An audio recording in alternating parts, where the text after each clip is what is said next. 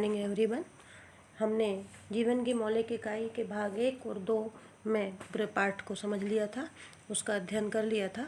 अब हम भाग 3 में जीवन की मौलिक इकाई के प्रश्नों के उत्तर करेंगे। तो देखिए बच्चों, सबसे महत्वपूर्ण क्वेश्चन है कि कोशिका की खोज किसने और कैसे की थी। तो कोशिका की खोज रॉबर्ट हुक ने 1665 में खुद के बनाए सूक्ष्मदर्शी से कार्क की पतली काट के अवलोकन में पाया कि उनमें छोटे छोटे प्रकोष्ठ हैं। इन प्रकोष्ठ को उन्होंने कोशिका कहा, जिसका अर्थ है छोटा कमरा। ये बहुत महत्वपूर्ण प्रश्न है, ये परीक्षा में पूछा ही जाता है। दूसरा है, कोशिका को जीवन की संरचनात्मक व क्रियात्मक इकाई क्यों कहते हैं। तो आप जानते हैं कि प्रत्येक जीवन के लिए कोशिका आवश्यक है, बिना कोशिका के शरीर का निर्माण नहीं हो सकता। तो उत्तर लिखा है, एक कोशिका जीवन के सभी क्रियाकलापों को करने में सक्षम होती है। सभी जीव कोशिकाओं से बने होते हैं और ये जीवन की मूलभूत इकाई है, इसलिए कोशिका को जीवन की संरचनात्मक एवं क्रियात्मक इकाई कहा गया है।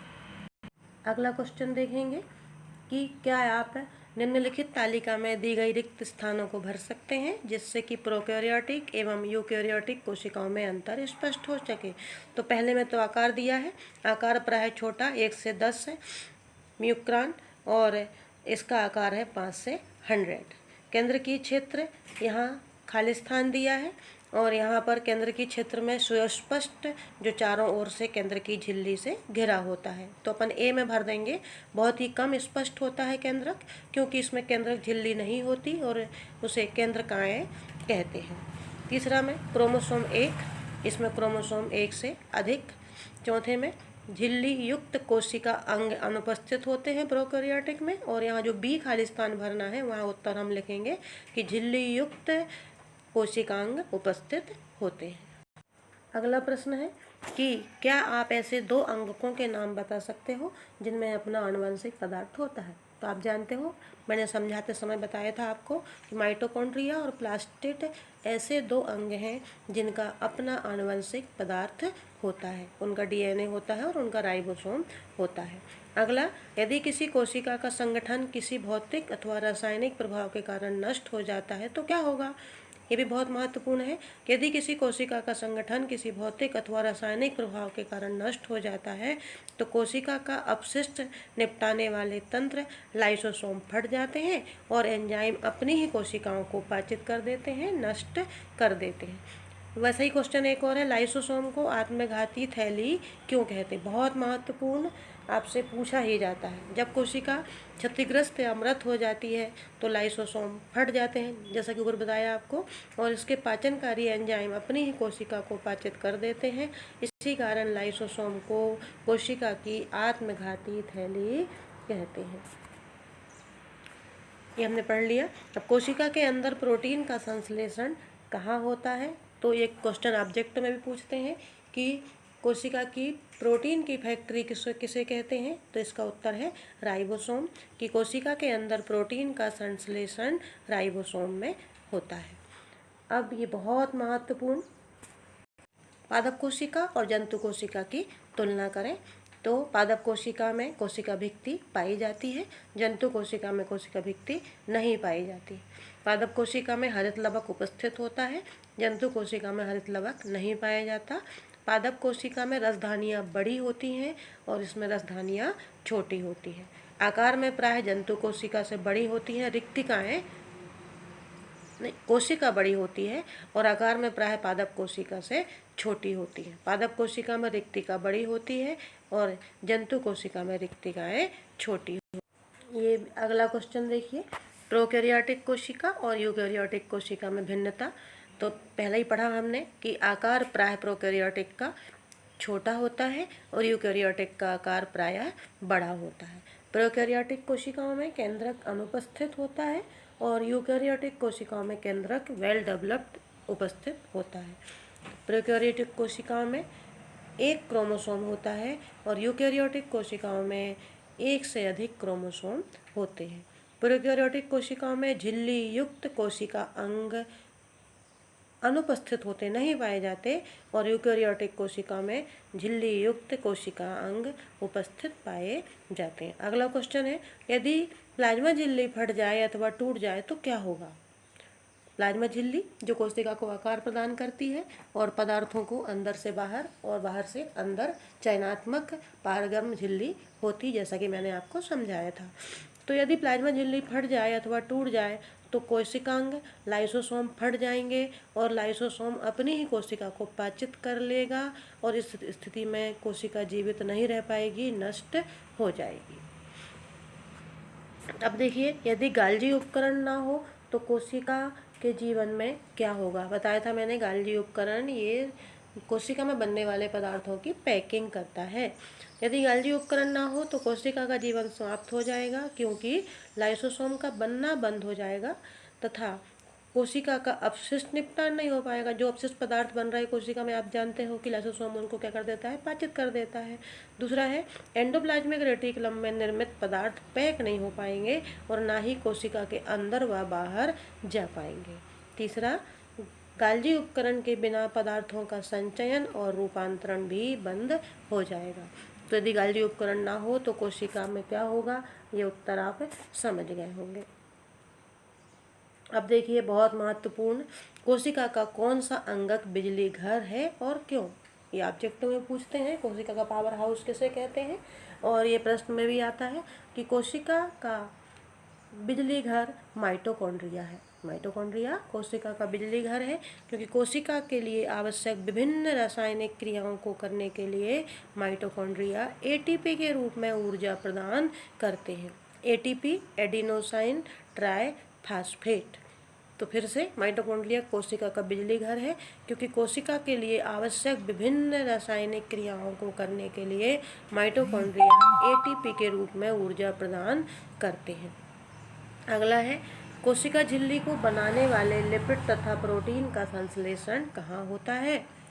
तो लिपिड का संश्लेषण SER, जैसा कि आप जानते हैं, SER माने स्मूथ एंडोप्लाज्मिक रेटिकुलम या चिकनी अंतःद्रव्यी जालिका, और प्रोटीन का संश्लेषण RER माने रफ एंडोप्लाज्मिक रेटिकुलम या खुरदुरी अंतर्द्रव्यी जालिका पर लगे राइबोसोम से होता है। देखिए फिर से, कोशिका झिल्ली को बनाने वाले लिपिड और प्रोटीन कहाँ बनते हैं कोशिका में। तो लिपिड SER माने चिकनी अंतर्द्रव्यी जालिका में, और प्रोटीन का संश्लेषण RER माने खुरदुरी अंतर्द्रव्यी जालिका पर लगे राइबोसोम में होता है। अब अमीबा अपना भोजन कैसे प्राप्त करता है। हमने पाठ को पढ़ाते समय ये समझाया था आपको कि अमीबा एक कोशिकीय जीव है, इसकी सारी क्रियाएं एक ही कोशिका के द्वारा संपन्न होती हैं। तो अमीबा अपना भोजन एंडोसाइटोसिस विधि द्वारा प्राप्त करता है। अमीबा की कोशिका झिल्ली लचीली होती है और बाहरी वातावरण से अपना भोजन ग्रहण करने में मदद करती है। यह झिल्ली भोजन के संपर्क में आने पर कूड पाद बना लेती, झूठे पांव स्यूडोपोडिया बना लेती है और उस भोजन को चारों तरफ से घेर लेती है और एक खाद्य रसधानी का निर्माण करती है, और धीरे धीरे भोजन कोशिका द्रव्य में चला जाता है, रसधानी में चला जाता है और उसको अवशोषित कर लिया जाता है, और जो भोजन नहीं पच पाता वह सतह के माध्यम से, अमीबा की सतह जो रहती है बाहरी, उसके माध्यम से बाहर कर दिया जाता है। तो आपके समझ गए होंगे कि अमीबा में एक ही कोशिका है और किस प्रकार वो भोजन ग्रहण कर लेती है और पाचन भी हो जाता है और अपशिष्ट पदार्थों को बाहर भी कर दिया जाता है। चित्र के माध्यम से समझिए, ये है अमीबा, ये भोजन का कण उसको दिखा। सेकंड में देखिए, कूटपाद ने उनको घेर लिया, स्यूडोपोडिया झूठे पांव ने उस भोजन को घेर लिया, फिर उसको अंदर ले लिया, रसधानी में उसका पाचन हो गया और उसका स्वांगीकरण अवशोषण कर लिया गया, और जो बेकार पदार्थ है, अपशिष्ट पदार्थ है, उनको शरीर से बाहर निकाल दिया गया। अब अगला क्वेश्चन है, परासरण क्या है। तो परासरण विसरण की एक विशेष विधि है। हमने पढ़ा था, विसरण भी पढ़ा था और परासरण भी पढ़ा था कि परासरण विसरण की एक विशेष विधि है जिसमें जल के अणु कोशिका झिल्ली वर्णात्मक पारगम झिल्ली द्वारा उच्च जल की सांद्रता से निम्न जल की सांद्रता की ओर जाते हैं। बताया था मैंने, अंगूर का सिकुड़ना, किशमिश का फूलना, ये सब परासरण के ही उदाहरण थे। फिर से परासरण क्या है? परासरण विसरण की एक विशेष विधि है जिसमें जल के अणु कोशिका झिल्ली वर्णात्मक पारगम झिल्ली द्वारा उच्च जल की सांद्रता से निम्न जल की सांद्रता की ओर जाते हैं। अब एक क्रियाकलाप दिया था हमारी बुक में, उसको समझ लेते हैं। निम्नलिखित परासरण प्रयोग करें। छिले हुए आधे आधे आलू के 4 टुकड़े लिए, इन चारों को खोखला कर लिया। उनको चारों को खोखला, बीच से खोखला कर लिया जिससे कि आलू के कप बन जाए। उनको कप आकार दे दिया। इनमें से एक कप को उबले आलू से बनाना है और आलू के प्रत्येक कप को जल वाले बर्तन में रखो। अब देखेंगे, कप ए को खाली रखेंगे। कप बी में 1 चम्मच चीनी डालेंगे।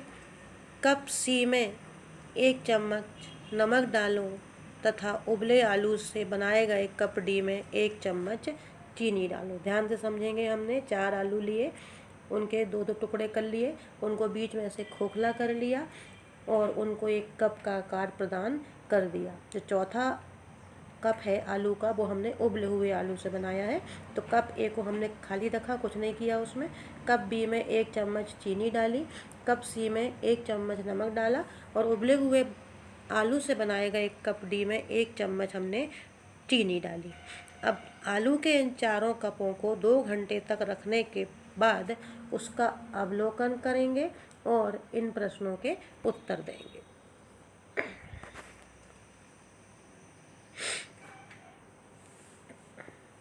अब ए आलू उस प्रयोग के लिए क्यों महत्वपूर्ण है और दूसरा ए तथा डी आलू के खाली भाग में जल एकत्र क्यों नहीं हुआ, इसका वर्णन करो। तो उत्तर देखते हैं हम। पहला, बी और सी कप में जल एकत्रित हो गया है। बी और सी, ध्यान देंगे हमने बी और सी में क्या किया था, एक बार फिर से देख लो। ये देखिए, बी में हमने 1 चम्मच शक्कर डाली थी और सी में 1 चम्मच नमक। अब देखते हैं, बी और सी में जल एकत्रित हो गया। कच्चे आलू से बने दोनों कप वर्णात्मक पारगम्यता का कार्य करते हैं और जल परासरण विधि से जल खोखले आलू के भीतर चला गया क्योंकि उनके भीतर चीनी और नमक विद्यमान थे। ये अल्प परासरण का परिणाम है क्योंकि आलू के कपों के अंदर जाने वाले जल की मात्रा उससे बाहर आने वाले जल की मात्रा से अधिक थी। तो बी और सी पानी भर गया। दूसरा, ए आलू का कप कच्चे आलू से बना था जो वर्णात्मक पारगम झिल्ली का कार्य करता है। भीतर से खाली होने के कारण जल में कोई शुद्ध गति नहीं हुई। यह नियंत्रण का कार्य करता है। यह मानक स्थिति, हमने ए आलू में कुछ भी नहीं भरा था इसलिए सामान्य स्थिति रही, उसके अंदर पानी नहीं भरा। और तीसरा, ए और डी कप में जल जमा नहीं हुआ क्योंकि दोनों में बाहरी जल की सांद्रता कपों में स्थित जल की सांद्रता के बराबर थी जिस कारण परासरण नहीं होता। कप ए कच्चे आलू का बना था और भीतर से खाली था, पर कप डी उबले आलू का था जिसमें 1 चम्मच चीनी थी। उबला होने के कारण वह वर्णात्मक पारगम झिल्ली का कार्य नहीं कर सकता, उबल गया था वो, तो जिस कारण आलू के कपों से जल में कोई शुद्ध गति नहीं हो सकी। आप इस प्रयोग के द्वारा अच्छे से परासरण की क्रिया को समझ गए होंगे और आप अपने घरों में भी इस प्रयोग को कर सकते हैं। आप किशमिश को पानी में डुबाएंगे तो वो फूल जाएगी। यदि आप अंगूर को शक्कर के घोल में डुबाएं तो वो सिकुड़ जाएगा। तो ये अंतः परासरण और बहिः परासरण के अच्छे उदाहरण हैं। तो बच्चों, आपने इन प्रश्नों के उत्तर अच्छे से समझ लिए होंगे। हम 2-3 बार इनको समझ चुके हैं, पहले पाठ के माध्यम से समझाया था पूरा, अभी प्रश्नों के उत्तर समझा दिए हैं। इनको आप अपनी कापी में नोट भी कर सकते हैं और इनको सभी महत्वपूर्ण प्रश्न हैं और इनको याद करेंगे। ये परीक्षा के लिए बहुत ही महत्वपूर्ण है। आप पढ़ते रहिए, स्वस्थ रहिए। Thank you.